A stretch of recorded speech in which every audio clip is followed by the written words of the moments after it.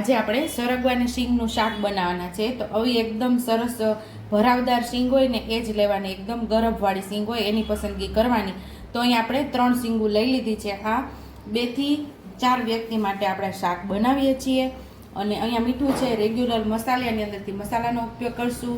અને આપણે ચણાના લોટની જગ્યાએ ફરસાણનો ઉપયોગ કરવાના છે આજે. આવું તમે ક્યારેય નહીં બનાવ્યું હોય, એકવાર તમે જરૂર ટ્રાય કરજો. તો અહીંયા આપણે 1 વાટકી ભરીને ગાંઠિયા લીધા છે. 10 થી 12 કળી લસણની છે, અડધી ચમચી વરિયાળી, અડધી ચમચી જેટલા તલ અને અડધી વાટકી જેટલા માંડવીના દાણા.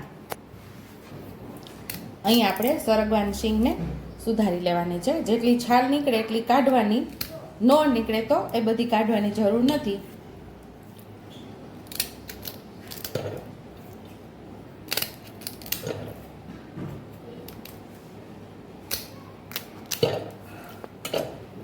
તો બધી શીંગોને આપણે આવી રીતે સુધારી લેવાની છે.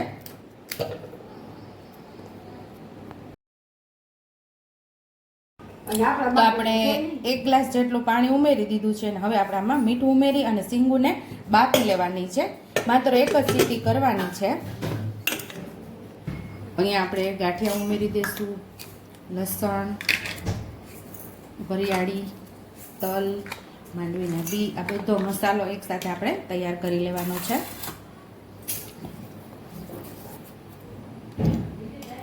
અડધી ચમચી જેટલી હળદર, 1 ચમચી જેટલું ધાણા જીરું પાવડર, 1 ચમચી જેટલું લાલ મરચું પાવડર. આ બધું મિક્સર જારની અંદર દરદરું આપણે પીસી લેવાનું છે. આપણે બાફવામાં પણ મીઠું નાખેલું છે અને થોડું અમથું આપણે રસો જે કરશું એના ભાગનું આપણે અહીંયા મીઠું ઉમેરીશું. હવે આપણે આનો મસાલો તૈયાર કરી લઈશું. તો ટેસ્ટી એવો શાકનો મસાલો આપણો અહીંયા તૈયાર થઈ ગયો છે. તો હવે આપણે આનો વઘાર કરી લઈશું. તો અહીંયા આપણી શીંગું મસ્ત એવી બફાઈ ગઈ છે અને આને સાઈડ ઉપર રાખી દઈશું અને જે મસાલો તૈયાર કર્યો છે એનો આપણે વઘાર કરી લઈશું. ગેસ ઉપર કઢાઈ રાખી દીધી છે અને હવે આપણે આમાં તેલ ઉમેરીશું. તો અહીંયા 1.5 ચમચા જેટલું આપણે તેલ ઉમેરેલું છે. તો અહીંયા આપણું મસ્ત એવું તેલ ગરમ થઈ ગયું છે. તો 5 ચમચી જેટલી હિંગ ઉમેરીશું. પછી ટમેટાનો વઘાર કરી દઈશું.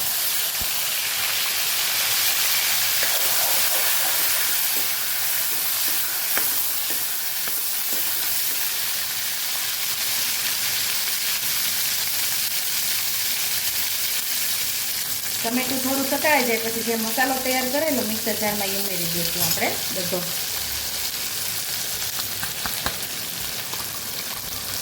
આજે આપણે અહીંયા ફરસાણના ગાંઠિયાનો ઉપયોગ કરેલો છે. આ જગ્યા ઉપર તમે ચણાના લોટનો પણ ઉપયોગ કરી શકશો.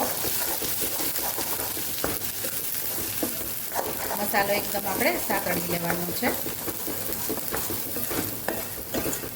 લીલા ધાણા ઉપરથી ઉમેરી દઈશું થોડા, એ પણ સાતળી લેશું. અહીં આપણું સરસ તેલ પણ છૂટું પડવા લાગ્યું છે, મસાલો પણ સરસ સતળાઈ ગયો છે.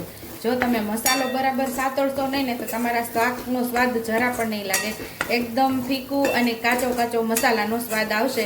એકદમ મસાલો સાતળીને શાક બનાવશો તો તમારા પરિવારના ઘરના વખાણ કરતા થાકશે નહીં અને ખાતા પણ નહીં ધરાય એવું મસ્ત એવું આ શાક તૈયાર થશે.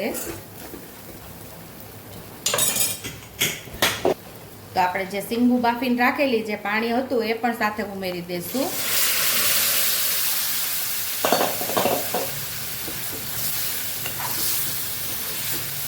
તમારે વધારે ગ્રેવી જોતી હોય તો અહીંયા તમારે થોડું પાણી ઉમેરવાનું છે.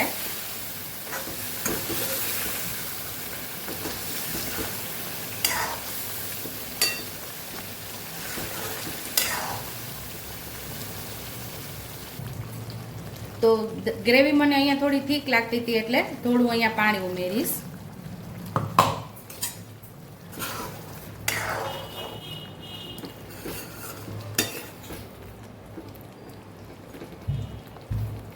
તો થોડી વાર આને ઉકળવા દઈશું, પછી આપણું શાક તૈયાર થઈ જશે.